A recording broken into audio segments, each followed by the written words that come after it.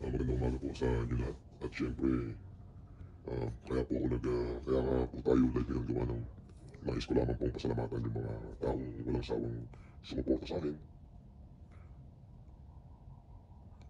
Lalo na yung mga um, solid FLM supporter. Mahabang kwentuhan pero unahin ko na po itong mga taga Rome, Italy.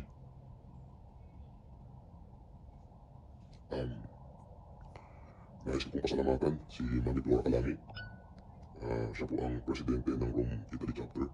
At syempre si Nelson Bratang, Ludivina Labonera, si Ma'am Nina Pucio, Roy Peñalosa, Violeta Andal, Corazon Dizon, Sara Junabel, Leticia Marcos, Pasti Guzman, Misty Valencia, Alfredo Andal, Shara Andal, Imelda Labindam, Mary Malijan, Marilo Aguilar, Mary Ann Arenas, Geraldine Agdoval, Mediatrix Magtipay, Amor Hernandez, Regina Fernandez, Evelyn Villapando, Noemi Tayawon, Emeterio Castillo, Lea Canonigo, Elizabeth Badayos, Loida Rubrica, Berbelia Kapanina. Maraming salamat po sa inyo. Alam niyo po, Mami Flora at si Ma'am Nina Pucio, kayo po ay naging bahagi ng aking buhay. Siguro po, wala na akong mahihiling sa Diyos kundi ipagpapatuloy ko na lamang po yung nasimulan natin pagtulong dun sa mga taong nangangailangan. Huwag na ho natin pag-usapan yung aking pagkakakulong. Ito po ay may halong pait, ngunit ito po ay naging bahagi ng aking buhay. At ito po ay magiging pundasyon para sa akin kung paano po uli ako magsisimulang bumangon at ipagpatuloy ang mga layuning na simulan ko nung una. Yung layuning makatulong lang sa ating mga kababayang nangangailangan. At siguro po, sabi ko nga, to all my supporters who supported me through the years, especially the previous election, we might not be able to achieve victory, but the 5 million vote who supported me through the years is enough to consider myself as a winner. Not in politics, but a champion in the hearts of my people and my supporters. However, deep in my heart, I really don't want to be a politician. It is not my business, and it is not my forte. I just wanted to help everyone as much as possible, regardless of race, creed, and religion, regardless of colors.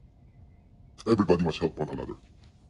Filipinos are like that because we always wanted to live by each other's happiness. We do not want to live by each other's misery. We do not hate and despise one another. In our country, there is a place for everyone. And the beautiful world is bounty of good seeds that can provide for everyone. The road of life could be at liberty and wonderful, but many of our brothers and sisters have lost the way. Why? What I have learned is greediness to pain, power, and wealth have poisoned our souls, and those ambitious men barricaded the world with hate, and foolish individuals drag us into misunderstanding and misery. This generation, people develop so much technology, but they almost lost humanity. Our knowledge has made us cynical. Our cleverness made us skeptical. We always strive for the best, but sometimes we feel too less. We need humanity more than technology. We need kindness and gentleness better than cleverness. Because the absence of these qualities in the heart of man, life will be savage and all will be lost. Again, as I have said in some of my previous statement,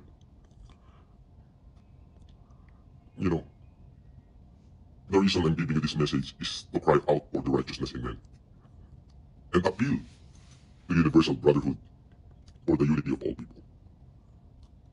To my supporter that who can hear me, and to those who can hear me, I say, please, do not distress.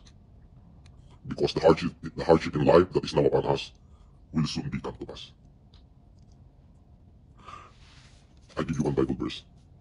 According to St. Luke, the kingdom of God is in the heart of man. Not just 1, 10, or 100 men, but in all men, in all of you. I'm just an ordinary man who tried to awaken the hero inherent to every man. Because I believe that we are all heroes. The hero that has the power to create happiness. The hero that has the power to make this life beautiful and wonderful. And in the name of liberty and democracy, we can all use the heroism within us to create a decent world that will give all of us equal right and equal opportunity. A world that can provide a better future to our children and a security to a safer community. Pasensya na po kayo, medyo sorry na napahaba po yung aking sinasabi. Pero nais ko lamang po talaga kayong pasalamatan lahat dun sa mga taong walang sawang nagmahal sa akin. Again, uulitin ko po, to those people who wrong me, I forgive you. And to those people who love me, I love you back.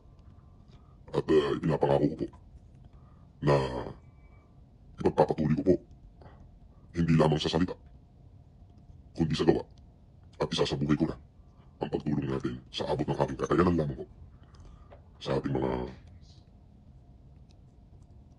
kababayang nangangailangan. At nais ko rin kong pasalamatan yung aking mga mami, yung mga tsahin ko, si Mami Edith, yung nasa London, at saka si Daddy Apple. Ma, Dad, maraming salamat po. Buwan-buwan umuwi kayo sa Pilipinas, you spend a lot of money for ticket just to visit me in jail. At hindi ko po sasayangin ito. Si Mami Selly, si Ma'am Merly, si Ma'am Raquel Gabina, at yung pinakapaborito kong ina, si Melita Pilates, at yung kamukhang kamukha ko, si Edith. Salamat po. Maraming salamat po. Ganun na rin po kila Ma'am Karen Whitmore, kila Kuraming Kay, Ma'am Arlene Cularte. Wala po ko listahan ito lang mga natatandaan ko kung pangalan yung nasa isip ko. At hindi pa naman po, dito may susunod pa yung hindi ko mababati, babatiin ko sa mga susunod ko pang live. Sa lahat ng supporter ko, na yung iba halos nilurakan na, dito na po ako, let me carry the burden. At syempre, yung mga kaibigan ko, na minahal ako, at kahit nasa kulungan, pumupunta sila para ibus yung moral ko. Si Neil Arce, I love you back. Si Alvin Chio, I love you bro. At sa lahat. At meron din naman ako mga kaibigan na, alam mo na, medyo tinakbuhan ako. At nag-take advantage dun sa pagkakakulong ko. Ay napatawad ko na po sila. Yung pera madali pong kitain yan eh. Ang mahirap pong hanapin yung totoong taong magmamahal sa'yo. And the measure of a man, hindi po dun sa kanyang comfort zone at sa kanyang tagumpay. The measure of a man is kung paano po niya i-handle ang mabigat na problema in the midst of controversy. At hindi ko po yun malalampasan kung wala kayong lahat. Kaya sobrang pasasalamat ko po sa inyo. Kila Clarita Di Mayuga, Mac Di Mayuga, Makayo. At siyempre yung mga FFCI dyan sa Macau, sila Sharon Nagoncillo. Hindi ko, pagdating ng listahan siguro sa akin, isa-isahin ko kayo. Sila yung magkapatid na Samira at Sani Aguilar. Yung mga taga-Buray, sila Dionic Madria. Yung mga sila Rosalina Lemi. Of course, yung mga taga Pure Heart USA, sila Caroline, Chris Weber, Emily Antonio, Jessica de la Calzada. Sa lahat, maraming salamat po. Ayun po, sino pa ba? Yung mga taga-Canada, si paring Gerard Tinana. At syempre, yung kaibigan ko na si Vincent Sendanya, pare salamat sa pagdalo mo sa akin. At ininom ko na yung blue label na iniwan mo sa akin bago ako punta ng US. Ayun po, at salamat din po sa mga viewers na nandito ngayon. Doon po sa mga hindi ko po na babanggit na pangalan, hinihintay ko lang po yung listahan kasi napakadami niyo po eh. It's almost 1 million po kayong supporter ko eh. Bakit may lumalabas na ano ba? Parang ano ko, automatic. Automatic. Ganun ba? Sorry, hindi na ako marunong eh. Anyway mo, tatlong buwan akong nakulong. Anyway, ang kulungan po ay naging bahagi siya ng aking buhay. Kumbaga, marami po siyang itinuro sa akin. Imbis na magtanim ako ng galit, ay mas mamatamisin ko na po na mas mabuting tao pa at maging karapat dapat hindi lamang sa mata ng aking pamilya at mga tauhan, hindi lamang sa mata ng tao, pati sa mata ng Diyos.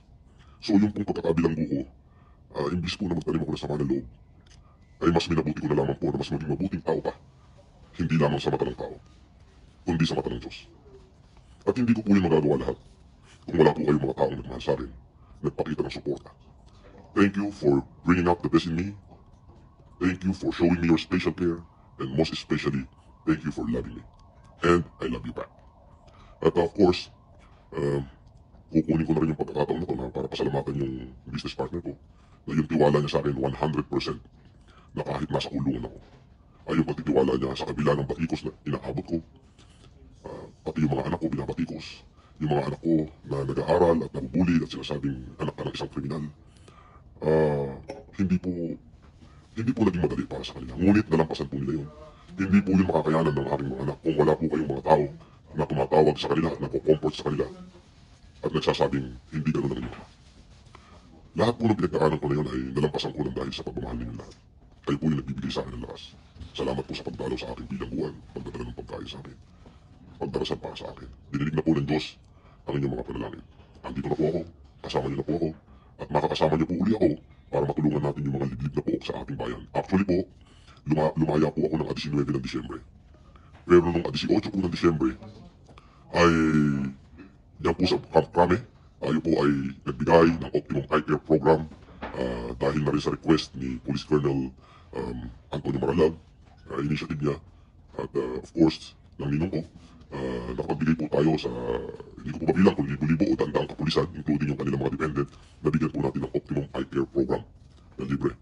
Kaya po, yun po, yan po ang pagpasensahan nyo na po doon sa mga kapulisan at sa kanilang mga dependent na tumanggap ng aking tulong, na yan po yung aming nakayanan. Ngunit, maliit man po yan po ay galing sa ikaibuturan ng aking puso, kasama ko yung mga doktor at yung mga nag-organize niyan. Maliit man po sa inyong paningin, pero yan po ay galing sa mga pawis ng mga taong nagsama-sama para po may pagkaloob ang small gesture of affection na maramdaman niyo po na may mga taong nagmamahal sa inyo at naniniwala sa kakayahan ng mga kapulisan. At ganoon na rin po yung mga gusto kong shoutout sandali. Kahit na yan, gusto kong shoutout yung mga nandito. Ayun, si Arlit Atenciana, Juliet Letim, Eva de Guzman, maraming salamat. Jocelyn Breños, maraming salamat. Denden Cablores, maraming salamat. At syempre si Manuel Pangan, si Golpe Stewart, maraming salamat. Hermano Golpe Stewart, maraming salamat. Si Jocelyn, Walter Palantaol, Job de Xillos, Milagros Rodan, hindi ko mabasa ito, balikan yung pangalan, sorry po Jamila Lagat. At syempre sila Caroline, sila Mark Magat, si Zaza, ayun like ko Ayun, bumalik. Okay, sorry. Baka pwede ako makiusap, huwag muna kayong tumawag sa messenger. At ako po'y meron lang konting pasasalamat dito sa ating mga supporters. Namnama, Digay. Yan. Thank you, Vincent. Yudela Octavio. Ang galing mo may ano ko. Si Jancy Gutter. Okay, Jancy. Okay, dahan-dahan. Mukhang nagatter ka na, Jancy, ha? Yung mag-asawang Macario at Clarita de Mayuga. Anyway, yun nga po gusto kong pasalamatan si Chilitita Kapatingan. Salamat sa suporta at pagmamahal na binigay mo. At God wills it. Mas lalo ko pang gagalingan para mas lalo pa kayong maging proud. Yan po. At kung ano man po yung magiging kita ng aking mga hanap buhay at maliit na negosyo, sinabi ko na po yan sa aking associate na ipamigay na lamang po sa tao. Ayun po. At meron na po namang konti para sa aking mga anak. Yun po, at sabi ko nga po, yung kulungan na yan,